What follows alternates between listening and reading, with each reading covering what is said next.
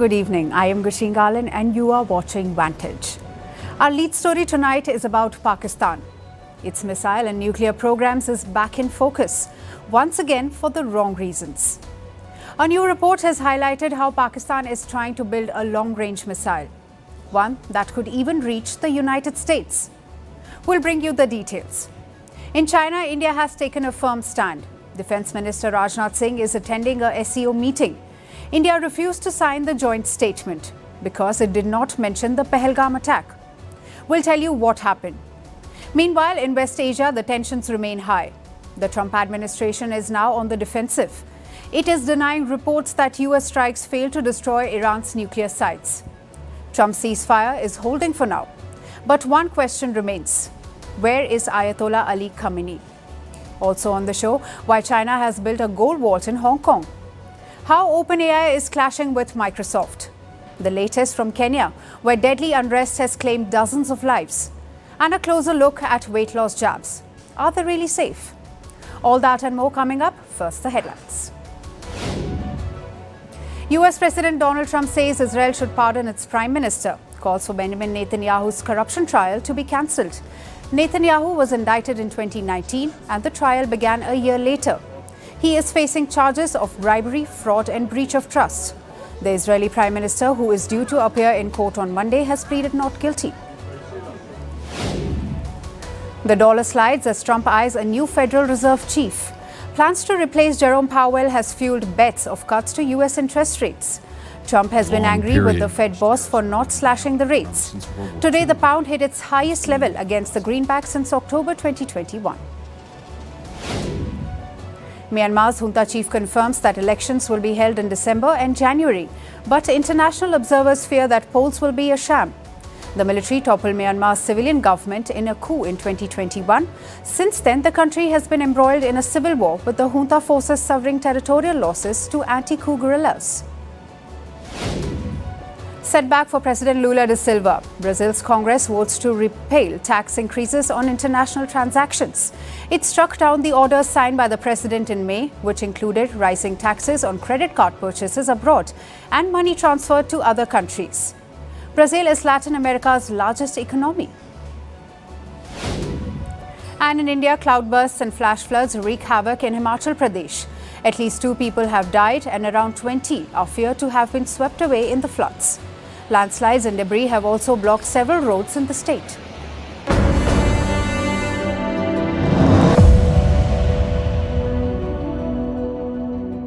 A new nuclear threat is brewing in South Asia.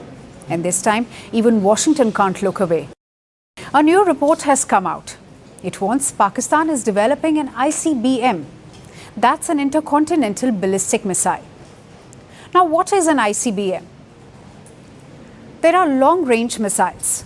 They can fly distances that can exceed 5,500 kilometers. Usually, ICBMs are designed to deliver nuclear warheads, and only a small group of countries have these weapons. They are the United States, Russia, China, the United Kingdom, India, and France. North Korea also claims it has ICBMs, but their potential is hard to verify.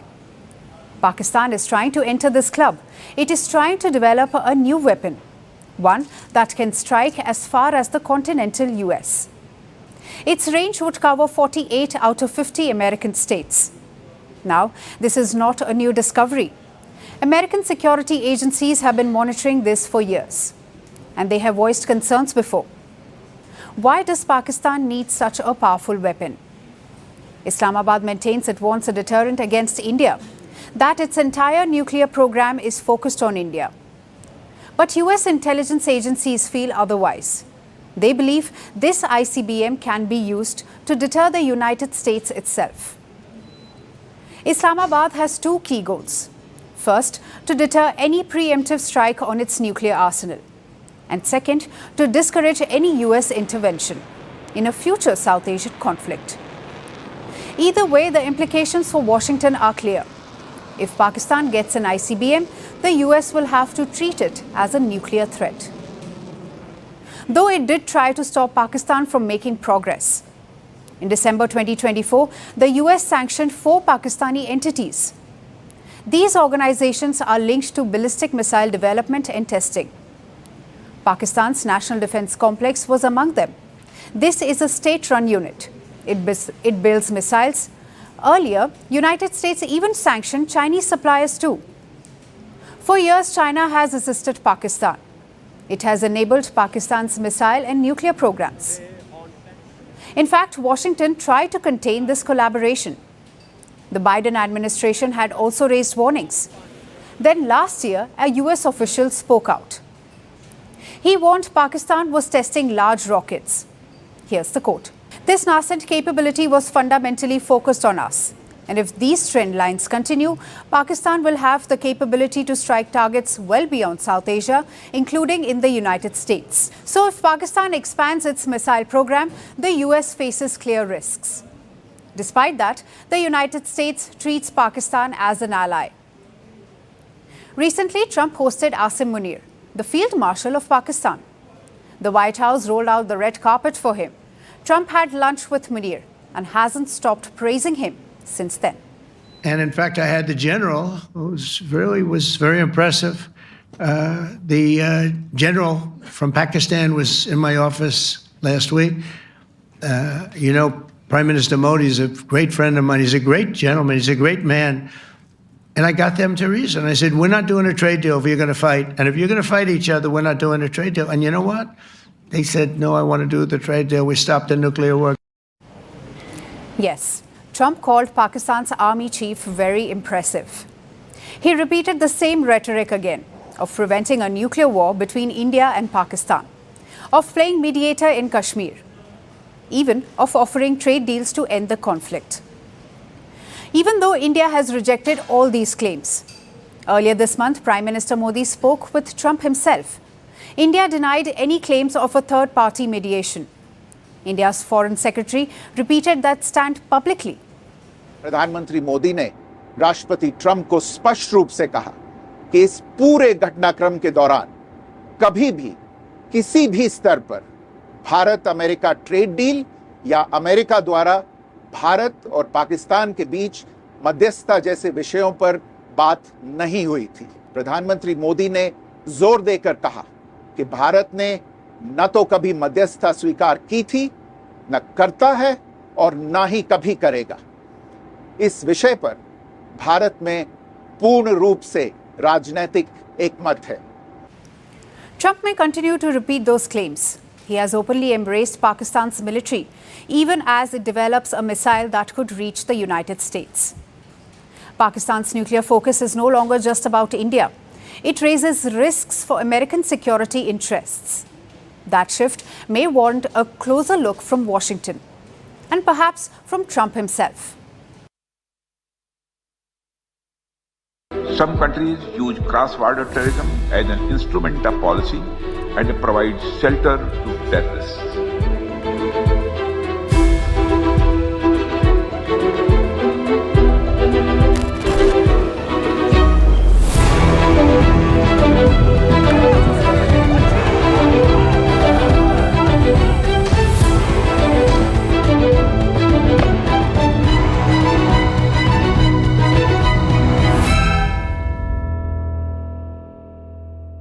It was a dramatic day in China's Qingdao. We had diplomacy, we had disagreements, and we had India putting its foot down. Let me explain. Qingdao is hosting defense ministers from the SCO nations. Now SCO is the Shanghai Cooperation Organization.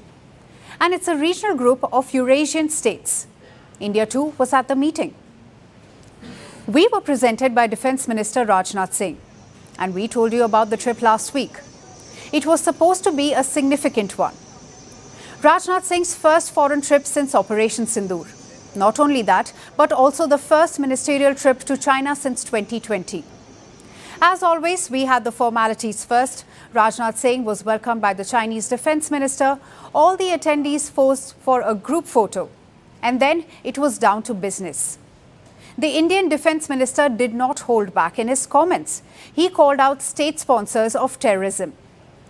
He urged the SCO to do the same. Listen in. Peace and prosperity cannot coexist with terrorism, and proliferation of weapons of the mass destruction in the hands of the non-state actors and the terror groups. Some countries use cross-border terrorism as an instrument of policy and provide shelter to terrorists. There should be no place for such double standards. Yes, you should not hesitate to criticize such nations. Now, he may not have named Pakistan, but the message was clear. And the best part, Pakistan's defense minister was also at the meeting. In fact, he was seated at the same round table. If only they had a camera on him. Anyway, the drama did not end there. After the remarks, it was time for the joint statement. As the host, China would have drafted this document. Yes, they would have consulted others. But the key player is usually the host. And when this document was presented, India rejected it. Rajnath Singh refused to sign it. The question is why? A joint statement is crucial to every bloc. So why did India refuse to sign it? Listen to what New Delhi said. On our side, India wanted concerns on terrorism reflected in the document, which was not acceptable to one particular country, and therefore the statement was not adopted. So India wanted to reflect terror concerns, but one country opposed it. Of course, there are no prizes for guessing who that was. But some reports reveal exactly what India's concern was. The SEO document did not mention the Pahalgam terror attack. But guess what it did mention? The train hijacking in Balochistan. If you don't remember it, here's a quick recap. In March this year, a train to Peshawar was hijacked by Baloch separatists. The train was carrying more than 300 people. Out of them, around 30 passengers were killed. This attack was mentioned in the SEO document. And so was the general unrest in Balochistan. But the Pahalgam attack, not a mention. 26 innocent civilians were killed by Pakistani terrorists. It led to a conflict between India and Pakistan. Yet no mention in the SEO document. So Rajnath Singh rightfully refused to sign it. As a result, this SEO meeting ended without a joint statement. The question is, what does this mean for the bloc? And does India even need it anymore? Let's try to break it down. The SEO is a multilateral organization, sort of like a regional bloc. It was established in 2001 by 6 countries: China, Russia, Kazakhstan, Kyrgyzstan, Tajikistan and Uzbekistan. India and Pakistan joined in 2017, Iran joined in 2023, Belarus joined in 2024. So the SEO spans the Eurasian region. And what does it seek to do? A number of goals are mentioned in the SEO Charter, like promotion of peace, security and democracy, combating terrorism and extremism, and encouraging cooperation in trade, law enforcement and defense. Basically, the mandate is quite wide. India sees the SEO as a window to Central Asia, whether it's for trade or energy or counter-terrorism. But China and Russia have other ideas. They envision the SEO as a counterweight to the West. In fact, many in the US see this bloc as anti-West, and that puts India in a pickle. New Delhi has warm relations with America and Europe. It doesn't want to be seen as anti-West. In fact, Foreign Minister S. Jaishankar summed it up best. He said, India isn't anti-West, it's non-West. And this balancing act can be tricky. We saw that last week. The SEO released a statement on the Israel-Iran war. They condemned Israel's strikes on Iranian nuclear sites. But India did not join in. It released a separate statement. Not taking sides, certainly this balancing act is hard. And I know what a lot of Indians might be thinking. If the SEO cannot condemn terrorism against India, is it even worth it? Well, there's an old rule in diplomacy. It's always better to be inside the room than outside. India can find ways to gain from SEO. Plus, if we leave, we cede the advantage to China. Because all other SEO members are heavily reliant on Beijing. They could turn to SEO into their lackey. So it's up to India to fight this. We have reliable partners like Russia and Iran at this bloc. We must lobby them to make SEO a workable platform.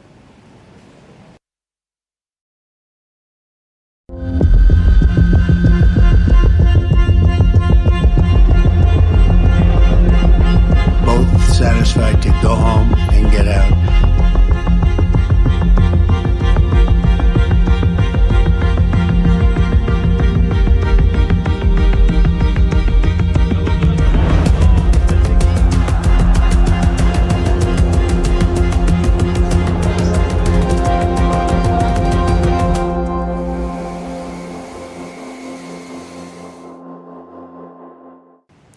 Destroyed, obliterated, partially damaged, relocated, or maybe intact.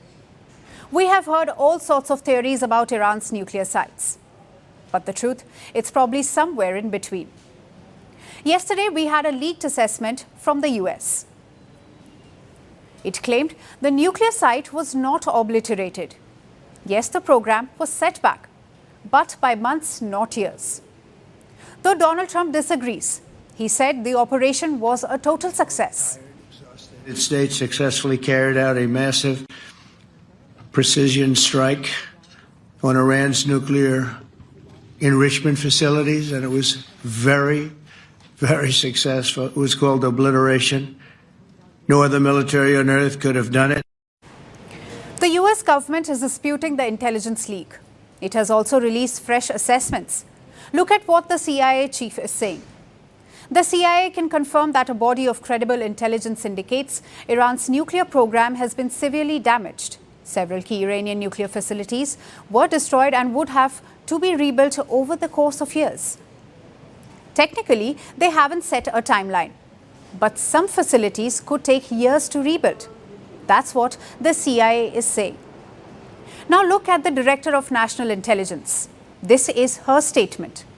Iran's nuclear facilities have been destroyed. If the Iranians chose to rebuild, they would have to rebuild all three facilities, Natanz, Fordo, Isfahan, entirely, which would likely take years to do. Now this is a bit more specific. It says all three facilities have been destroyed, which sums up the US assessment. Now let's look at Iran. Initially, they downplayed the impact of US strikes. But yesterday, Tehran made an admission. Our nuclear installations have been badly damaged, that's for sure, because it has come under repeated attacks by Israeli and American aggressors. That's a bit odd to hear. A very direct and open admission of damage. Why would Tehran do that? Well, there are two possibilities here. One, Iran is simply saying the truth. America dropped massive bunker buster bombs on the nuclear sites, and those bombs did their job. Or two, Iran is using misdirection. If they say their nuclear program is intact, they could attract more scrutiny, perhaps even more attacks. So maybe Tehran is covering up the true picture. Again, we don't know. We may not know for a while. Iran's parliament passed a law this week. It cuts off cooperation with the UN atomic watchdog. Earlier, UN officials could inspect Iran's nuclear sites, but Tehran is threatening to end those inspections, which means we may never know the damage. And like we've said before, some of those sites are located deep underground, especially Fordo. Unless you visit it physically, it's hard to assess the damage. Nonetheless, the UN body has an assessment. It says there was enormous damage. I think destroyed is too much, but it has suffered enormous damage. So the attacks that began on June 13th resulted in very significant physical damage to 3 sites. Obliteration, annihilation, total destruction, etc. I don't know. Well, I can tell you, and I think everyone agrees on this, there is a very, very, very considerable damage. So the UN Atomic Agency is unsure. They admit there is considerable damage, but they are not convinced about total obliteration. Also, don't forget a crucial point. All these assessments make one major assumption, that the United States hit the enriched uranium stockpile. But that's not confirmed. Several reports say Iran was bracing for this attack. Therefore, they moved the enriched uranium elsewhere. If true, the whole story changes. Frankly, the problem right now is political posturing. Ideally, we need factual assessments, factual and unbiased assessments. But we are not getting that. Trump desperately wants a victory against Iran. And for that, the assessment must be obliteration. Same for Netanyahu. His people suffered for 12 days. They rushed to shelters and hid from Iranian missiles. So he needs a victory to sell to his people. For Iran, it's a bit trickier. If they say the uranium is fine, they could face future attacks. If they say it's obliterated, they look weak, which possibly explains their mixed messaging. But as things stand, none of these assessments are reliable. They are coloured by political motives. And the nuclear program? It's a bit like Schrodinger's cat. We'll never know until we check.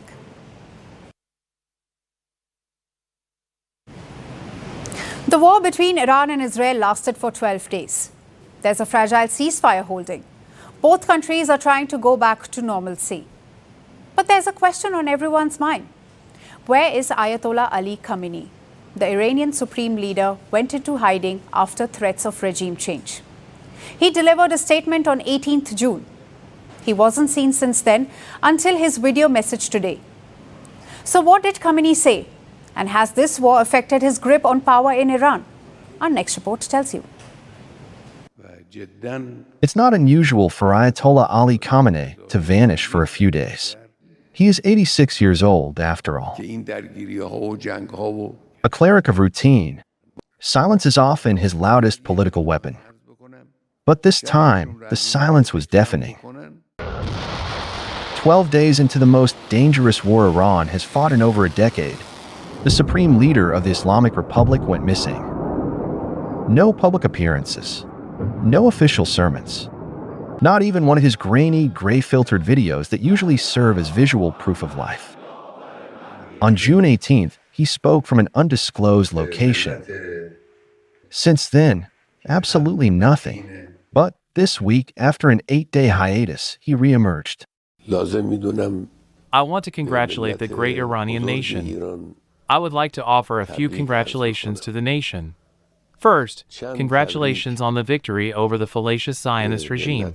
Despite all the noise and claims, the Zionist regime almost collapsed under the blows of the Islamic Republic. The address was not in person. It was not even live. Khamenei appeared in a tightly edited video, posted online, in front of a beige background. There's a photo of Ayatollah Khamenei, the father of Iran's revolution, in the background with the country's flag. The speech was full of the usual bravado, but absent of any real answers. The Islamic Republic dealt a severe slap to the face of America. It attacked and inflicted damage on the Al Udeid Air Base, which is one of the key U.S. bases in the region. Reports suggest Khamenei is still hunkered down in his bunker. So who exactly is running Iran? For decades, the answer to that question has been simple: Ayatollah Ali Khamenei. But now the waters are murky. This is a country being run in triplicate. There is a supreme leader in hiding. There's a president with reformist ambitions, and an increasingly powerful war council led by the hardline Revolutionary Guards. Somewhere between Israeli drone strikes and Trump's threats, Khamenei's power has evaporated, or at least been vacuum sealed, disconnected from all communication systems to evade assassination attempts. There have also been whispers of him being too ill to govern. That country is being run by remote control, with aides ferrying messages between the man and the regime. So the question isn't just where is Khamenei, it's how much of him is left. Of course, Khamenei has a succession plan. Sources say he has handpicked 3 clerics as potential successors. Names are kept secret, but even those whose vetting is ongoing, transition admit the real contest is already happening. Not among scholars of Islam, but within the ranks of the Revolutionary Guard. There's the deeper worry that Iran's next leader may not wear a turban. He may wear a uniform. I am talking about the IRGC, Iran's elite military force. Officially, the country is still being run by the president, Masoud Pezeshkian. But the decisions are increasingly being made by a new shura, or war council, dominated by young IRGC generals. They're not just standing in for Khamenei. They are replacing him. Once upon a time, the IRGC was a tool of the theocracy, created to defend a revolution. Now, it is the state. No longer the background muscle, they've become the face of this war. And many believe that's no accident. With Khamenei potentially incapacitated, a military regime is emerging. So right now, the question isn't, where is Khamenei? The more pertinent question may be, does it still matter?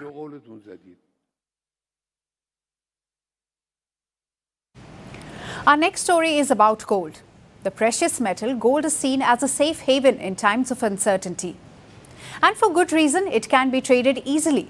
It is accepted globally, and unlike cryptocurrencies, it has tangible and inherent value. China realizes this. That's why it is making a big move in the global gold market. China has opened up a gold storage vault in Hong Kong. This is a first, but why is this significant? And why should it matter, at least to you? Let me explain. China has a massive gold exchange. It is called the Shanghai Gold Exchange. It is just like a stock market exchange, but instead of stocks, it is used to trade gold. This exchange is the only official platform to trade gold in China. It is controlled by the People's Bank of China. That's the central bank of China. Before today, this exchange only operated in mainland China. But now it is expanding outside by setting up a bullion vault in Hong Kong. Along with that, China has also launched new gold contracts. These are financial agreements. They allow buyers and sellers to trade gold at specific terms and conditions. So the goal of this expansion is to facilitate gold trades. But here is what's significant. These trades will happen in the Chinese currency, the yuan. Trades can be settled both by cash and physical delivery of gold. This may seem like simple trading, a convenient option for those buying gold in yuan. But China's moves also serve strategic purposes. It can challenge the US dollar. Most of the gold trading today happens in the greenback, with a large number of trades being routed through either New York or London. But China is now offering an alternative by opening a facility outside the mainland and by allowing more gold trade with the yuan. This also promotes the Chinese currency and de-dollarization. Now, de-dollarization means moving away from the US dollar for global trade. In the past, whenever de-dollarization was pitched as an idea, the first instinct is usually to look at other currencies, options like the euro or the yuan. But gold is emerging as a stronger alternative now. Central banks around the world are buying more gold. They are increasing their gold reserves. Central banks own over 35,000 metric tons of gold now. That's about a fifth of all the gold ever mined. This includes India's central bank as well. That's RBI, the Reserve Bank of India. In April, the RBI held some 879 tons of gold. It was valued at $97 billion. Central banks are also under pressure to repatriate their own gold from other countries. Germany and Italy are facing these calls. They have the second and the third largest gold reserves in the world. Some of it is currently stored in the United States, and its combined value is around $245 billion. There is pressure to bring back this gold now. What's the reason behind this demand? The erratic policies of the Trump administration. Trump's growing attacks on the United States Fed, the Central Bank of America, and the increasing geopolitical turbulence. America itself has the world's largest gold reserve. Now other central banks are stocking up. Recently, 75 central banks participated in a survey. They were asked a simple question: will they increase their holdings in gold? 40% of them said yes. They plan to increase their gold reserves over the next decade. So whether it's China or Western nations, gold is gaining ground. A new de-dollarization trend is taking shape, and this time it's being driven by gold.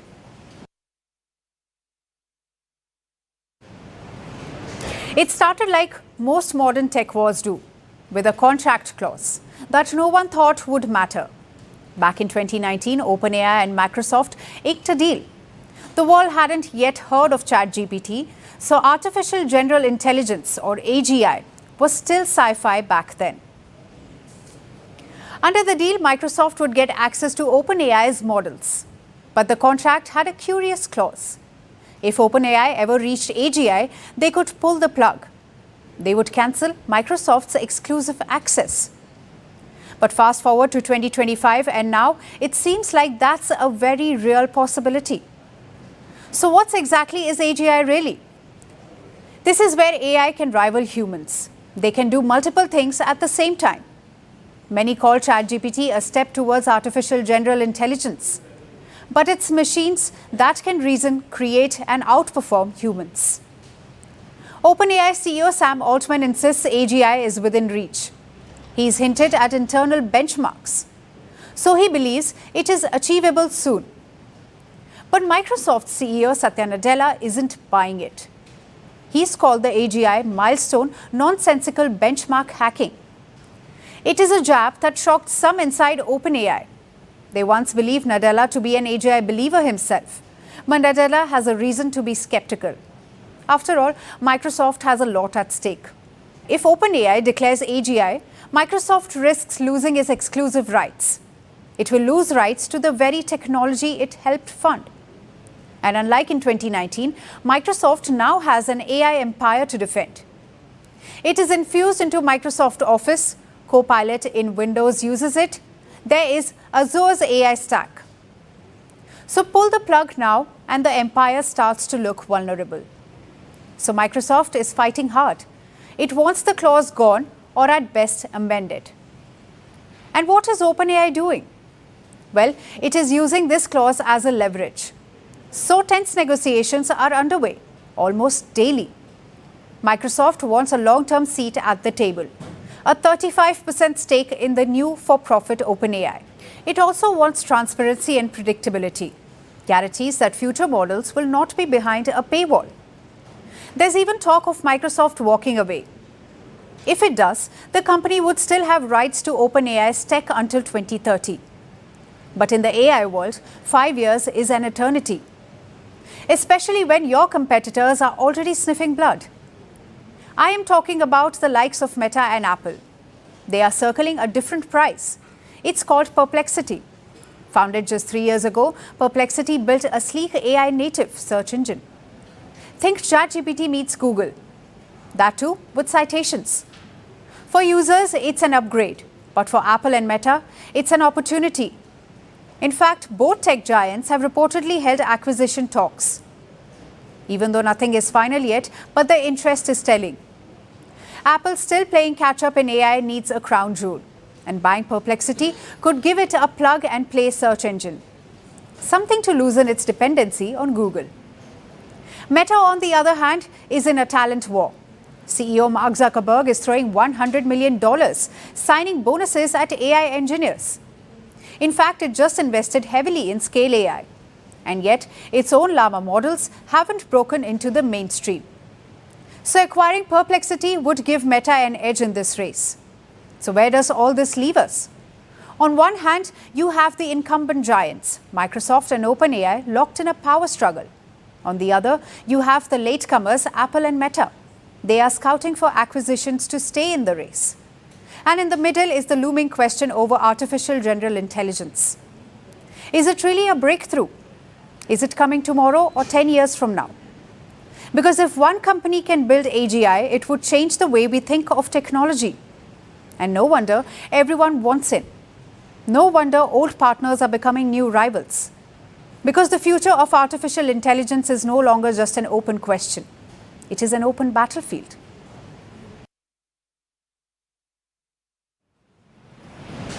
Now let's shift our focus to East Africa. Kenya has been rocked by deadly protests. Yesterday, people marched on the anniversary of last year's anti-government protests. Soon after the police clashed with them, they fired water cannons, tear gas and hit the protesters with batons. Then the demonstrators turned violent. Protesters lit fires on the streets and torched buildings. And the police responded with gunfire, killing at least 16 people and injuring at least 400 others. You see, Kenya faces a range of long-standing issues, from a struggling economy to police brutality.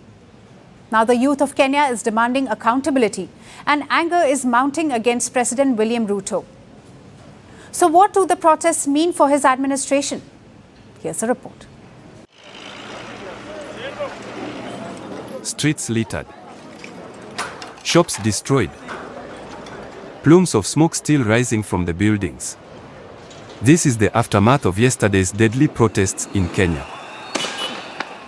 Early on Wednesday, the police barricaded major roads in many cities and blocked access to key buildings with razor wire. Thousands of people took to the streets in the morning. waving Kenyan flags, blowing whistles, chanting slogans against President William Ruto. Soon after, the police clashed with them, firing tear gas, water cannons, and hitting protesters with batons. And the protests turned violent. Some protesters lit fires on the streets. They torched parts of court buildings. Protests intensified in Nairobi's city center. Throngs of people marched towards the parliament buildings and lawmakers fled them. The government ordered TV and radio stations to stop live coverage of the protests. When several TV stations refused to follow instructions, they were taken off air. As clashes intensified, the police fired gunshots, killing at least 16 people and injuring at least 400 people. But what's behind the violent protests? Kenyans marched on the anniversary of last year's deadly anti-government demonstrations. I'm here to remember the lives lost of the young kids that came to just express their discontent with the state of governance in our country and to continue their fight to resist the oppression of this regime. The 2024 protests came as the Ruto administration proposed a finance bill raising taxes on essentials. After the clashes, Ruto backed off from signing the bill into law. But he has continued reimposing many of the taxes. Against the backdrop of the protests this week, he has signed 3 bills into law. They usher sweeping tax changes in sectors like agriculture, health, education, and infrastructure. But over time, public eye has shifted from the tax bills to bigger problems that ail Kenya, like spiraling debt, corruption, government scandals, rising prices, unemployment, and police brutality. And in recent months, the last bit has taken center stage. In the wake of last year's protests, many people appeared to have disappeared. They were reportedly abducted, interrogated, and tortured. Then 2 incidents rocked Kenya this month: the death of a teacher in police custody and the police shooting of a vendor. Both incidents have inflamed public anger. To every police officer, I give you my assurance that the government of Kenya will support you, will stand by you. You cannot intimidate the police. You cannot use force against the police, or insult, or threaten the police.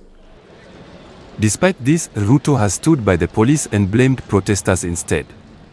Kenya is facing long-standing, structural problems, and Ruto's denial only worsens the situation. But he should remember this: it cannot be business as usual. Yesterday's protests are a trailer of what could happen in 2027 when the country goes to polls. And by the looks of it, the movie will not have a happy ending for Ruto.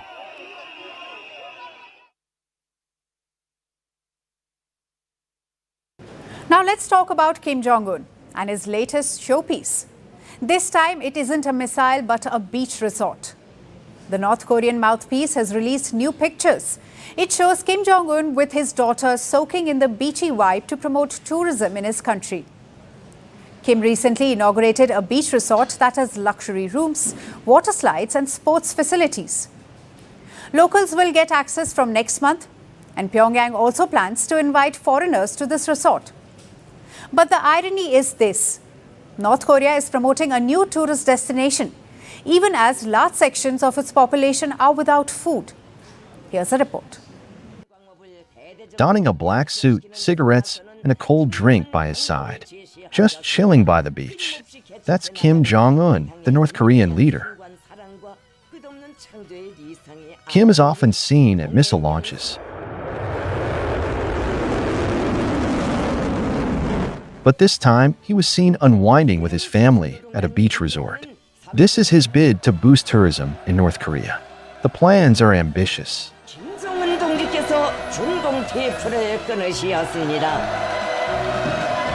This newly inaugurated resort has fancy rooms, sports, and recreation facilities. It can accommodate about 20,000 visitors. And it will be open for locals from the 1st of July. Even foreign tourists might get a chance to visit it. Well, someday. Pyongyang remains cagey about the details.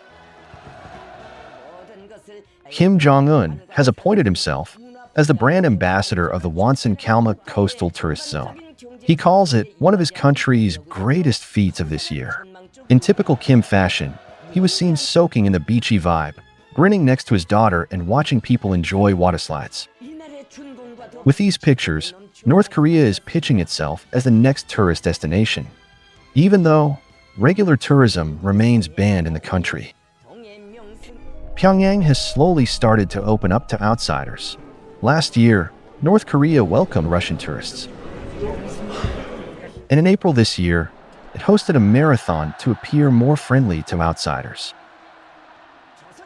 This comes as Pyongyang remains under the lens for its nuclear weapons program and its military support to Russia in its war against Ukraine.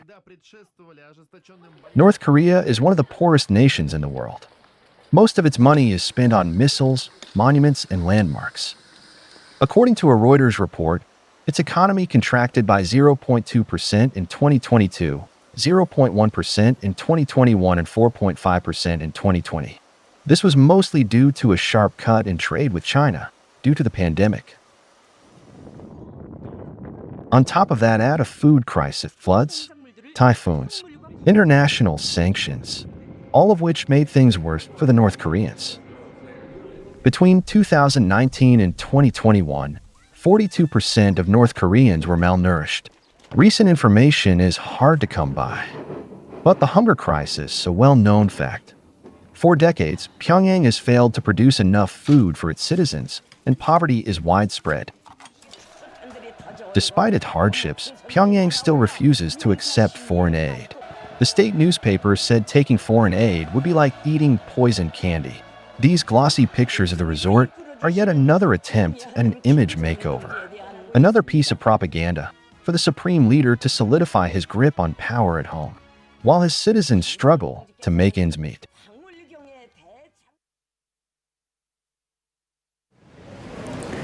Weight loss drugs are no longer the future.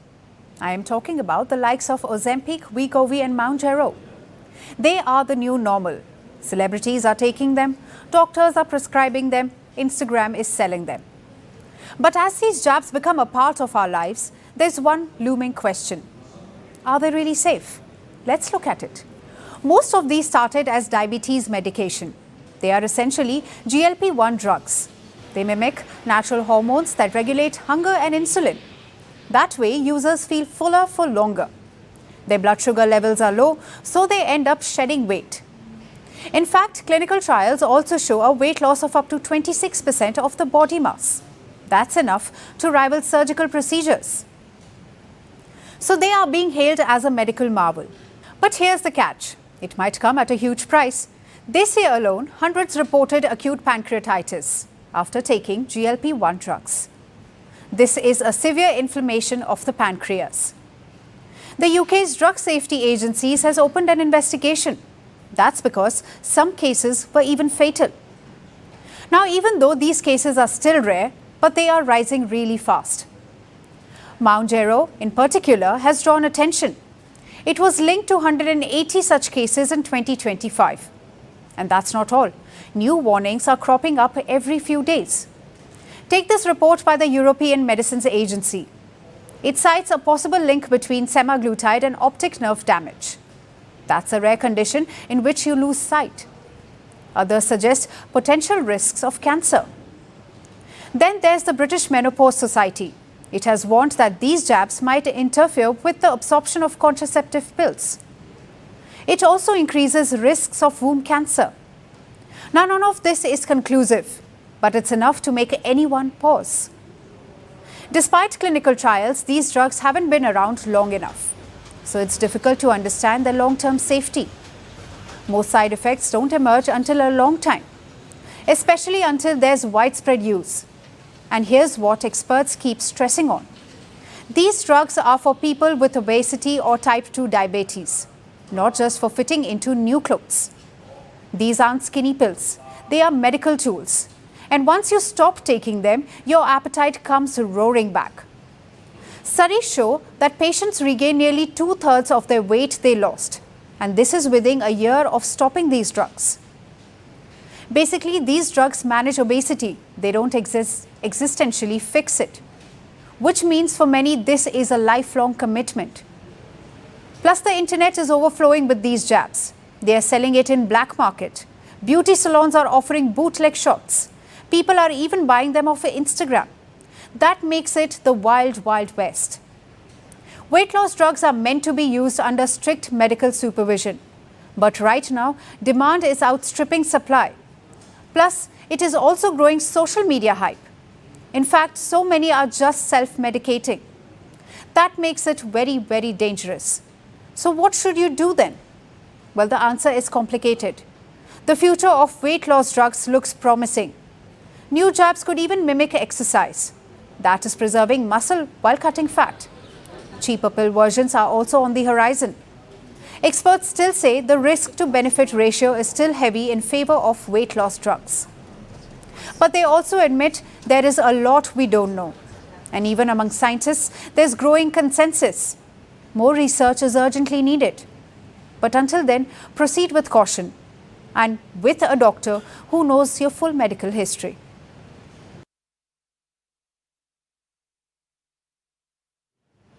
Before we begin our last story tonight, let me ask you a question. When was the last time you wrote something by hand? And we don't mean signing your name or filling a form. When was the last time you really wrote? It's been a while, isn't it? Well, you are not alone. In the digital age, there is less writing and more texting or typing. A new report is out. It says that in Australia, writing skills among children are at an all-time low. Students in the 9th grade are writing at primary school levels. But now Australia wants to fix this. Here's a report. Do you remember writing those 1,000-word essays? Or filling sheets after sheets during exam crunch time? Remember how your hands used to cramp up? Well, how lucky are the children of today? Not many of them have to brave the monstrosity that is handwriting. Children today are digital natives. As soon as they are born, they are surrounded by screens. When they get to school, if they are not ChatGPT their way through essays, at the very least, children are typing them out on their laptops. How freeing, you may say, but remember, the peniversion virus is silently fueling a global pandemic, pardon the pun. Take Australian students, for instance. They have to take what's called NAPLAN. This is an annual assessment test. For years now, a government agency called the Australian Education Research Organisation, or AERO, has analysed the answer sheets of this test. And now, they have released a report, and it is concerning to say the least. The report says that the writing skills of Australian children are at an all-time low. It has been described as a 30-year policy failure in education. Students in the 9th grade have primary school writing skills. Ouch! Speaking of which, the pain points that come with writing by hand have changed too. They no longer take the shape of cramps. They are now found in poor sentence formation and punctuation instead, and the government is shocked. So now, Australia wants to put writing at the center of all subjects. In some schools, writing by hand gets more focus in maths. In other schools, with the English subject. But Australia wants writing to be taught across subjects like science and even physical education. The handwriting policy aims to script a revolution, and this can help other countries too. In many U.S. states, students are no longer required to learn cursive writing. Many Indian states have removed it as well. And in Finland, schools no longer teach it. The move came in 2016. Since then, parents and teachers have become worried, and they're pushing for books to come first, not screens. After all, writing is crucial for children, and study after study shows this. Handwriting during schooling is connected to improved spelling, greater capacity to learn quickly, and to boost memory and creativity. And of course, these benefits are not limited to children. They are crucial for adults as well. Yet, if we want to remember something, we put on the calendar app, not an actual calendar. If we miss someone, we don't write a letter anymore. We send them a meme or an Instagram reel. And 1 in every 3 of us don't write anything by hand for about 6 months. Yes, In the digital realm, it is not as important for us to write by hand. But the loss of writing is the loss of our cognitive skills. And according to science, in many ways, even our expression. So while handwriting is dying a slow death, it is our responsibility to resuscitate it. And now it's time for Vantage Shots, images that tell the story. Shubhanshu Shukla becomes the first Indian on board the International Space Station. A storm suspends a session of the French Parliament as rain leaks into the chamber. And Myanmar burns confiscated drugs worth around $300 million. On this day in 1945, the UN Charter was signed. It was by representatives of the 50 countries in San Francisco. It is the founding document of the United Nations. Leaving you on that note, thanks for watching. See you tomorrow.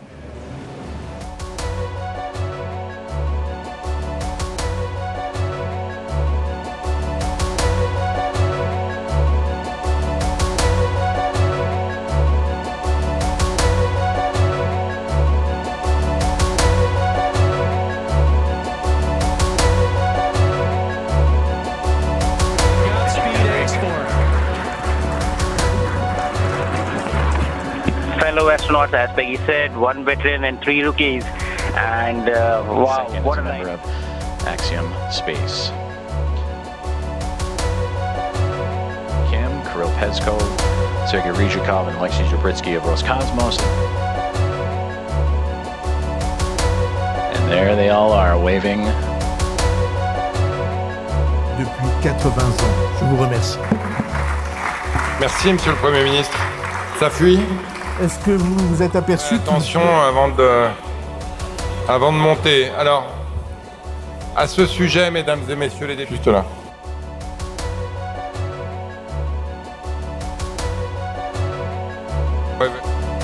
Je vais suspendre la séance pour 5 minutes, le temps que les pompiers viennent expertiser tout ça.